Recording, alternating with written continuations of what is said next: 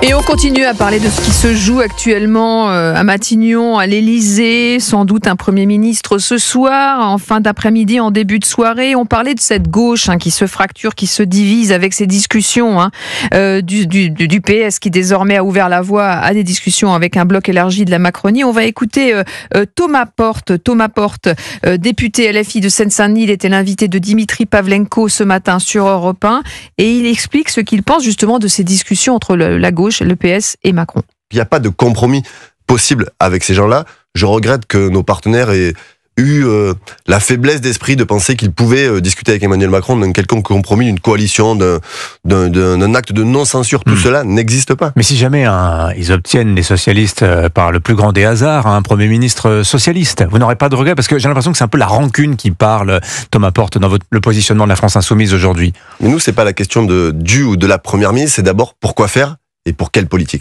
La question du compromis, nous on est prêts à faire des compromis, mais dans l'Assemblée nationale. Voilà, Thomas Porte, député LFI de Seine-Saint-Denis ce matin avec Dimitri Pavlenko.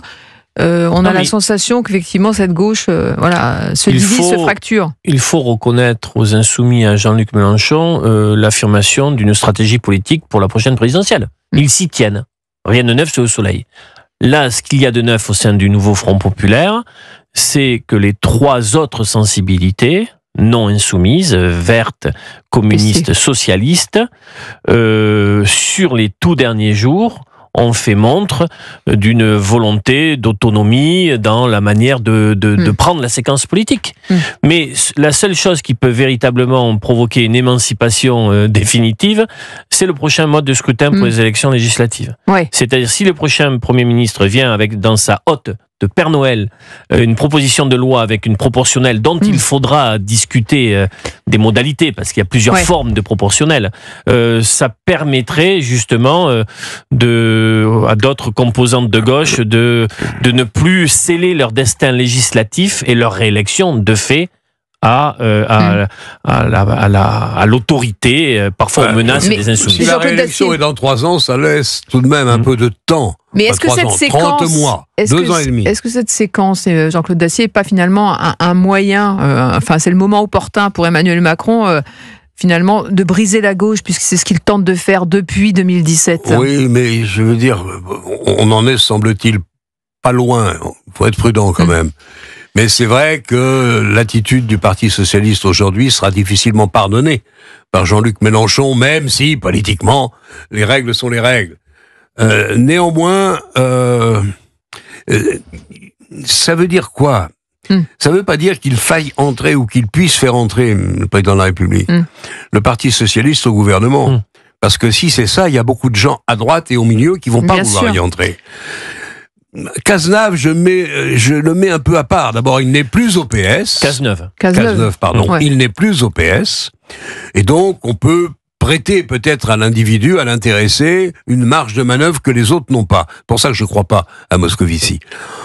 Mais néanmoins, c'est quand même une donne très, très compliquée. D'un autre côté, de la part du président, ne pas prendre en compte les efforts, au moins dans les discours qui ont été faits par Faure et quelques-uns de ses amis, pour dire on fait un pas de côté, voire deux, on se met un peu en marge de notre accord avec les Insoumis, ne pas en tenir compte du tout. Qui est vécu comme une trahison, de toute façon, par Jean-Luc Mélenchon, on l'a dit. Mais en politique, qui n'a pas trahi son voisin, ou l'un ou l'autre, je veux dire, ça, c'est en permanence la réalité.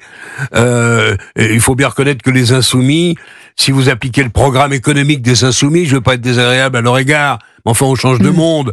C'est plus la même chose, on revient comme dans les pays de l'Est, dans les années 60. Ça n'a aucun sens et aucune portée. C'est pas du tout le problème qui est posé, hélas, à la situation de l'économie française. Donc on peut effectivement jouer avec un homme de gauche, toujours dans son cœur homme de gauche, mais qui sera raisonnable dans ses applications. C'est Cazeneuve. Ouais. Y en a-t-il beaucoup d'autres? Je n'en suis pas sûr. Est-ce que ça suffira à maintenir la gauche en dehors de l'importance et du poids des Insoumis?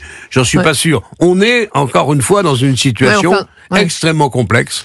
Et je ne sais pas très bien ce que décidera le président de la République tout à l'heure. La prochaine étape les sensibilités de gauche non insoumises n'est pas la participation à un gouvernement qui serait dirigé par le socle commun, le bloc central. Oui, C'est une non-participation avec une forme, si ce n'est de soutien, en tout cas d'accompagnement dans les tout prochains mois sur une non-censure. Pour l'instant, ça n'est que ça. Mais le programme, quand même, 2-3 choses, non ? Nous verrons très certainement la proportionnelle. En échange de la non-censure, très certainement la proportionnelle. Je ne pense pas qu'ils aient obtenu le gel de la réforme des retraites avec la convention avec une convention sur le financement social. Je ne crois pas. Le dernier sujet que je voulais aborder avec vous, les amis, ça concerne cette enquête du Figaro ce matin sur l'explosion du trafic de stupéfiants dans nos campagnes françaises. Le nombre d'affaires a bondi de près de 70% en 10 ans. Alors, explication du porte-parole de la gendarmerie nationale.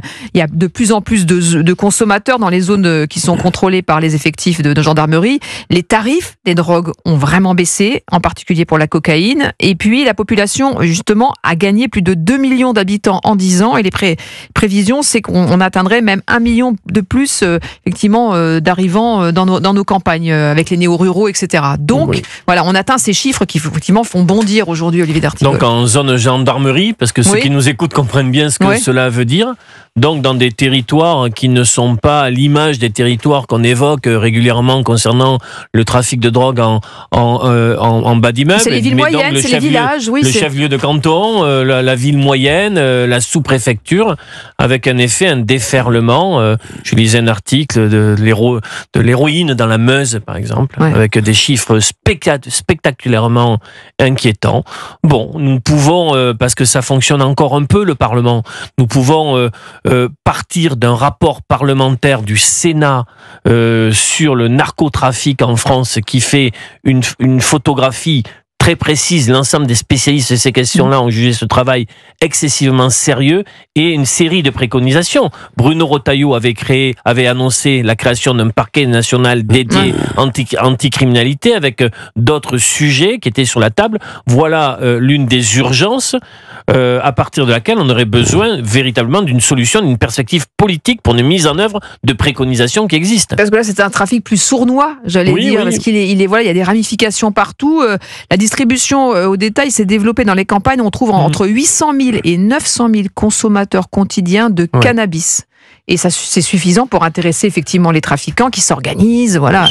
Et ça prend chaque jour un peu plus d'ampleur. Et à partir du cannabis, on arrive sur les autres produits derrière. C'est ça, les produits dérivés, les drogues de synthèse vont marcher. Vous avez aussi de la drogue qui arrive en province. Alors évidemment, l'explication la plus simple, qui n'est pas inutile, j'imagine, c'est quand même qu'on leur mène la vie dure. La police leur mène la vie dure dans les villes. Dans les grandes villes et villes moyennes, et que ça devient peut-être plus compliqué. Néanmoins... Mais le prix aussi, et ce qui est intéressant, c'est que le prix a baissé beaucoup. Il y a des drogues de synthèse très accessibles. Effectivement, accessible, cette drogue, cette cocaïne ou autre, à des bourses qui sont des bourses moyennes.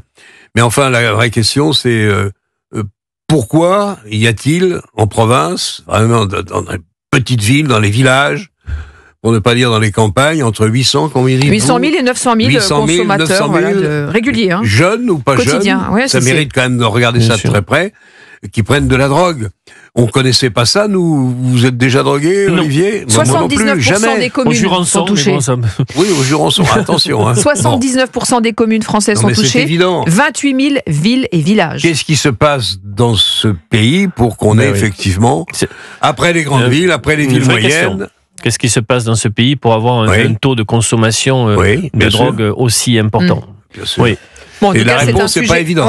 C'est un sujet évidemment dont je voulais parler avec vous. Merci beaucoup les amis. Olivier D'Artigol, Jean-Claude Dacier, évidemment, on vous retrouve ce soir. Et dès 19h, bien sûr, Pierre de Villeneuve sera au cœur du sujet, puisqu'on attend, on vous l'a dit, la nomination de ce nouveau Premier ministre dans les heures qui arrivent. Nous verrons si les pronostics d'un certain Olivier D'Artigol je repars à Pau. La rédaction d'Europe 1 et le service politique, évidemment, tout le monde est mobilisé pour suivre au plus près cette actualité. Merci à tous et à demain pour de nouvelles aventures.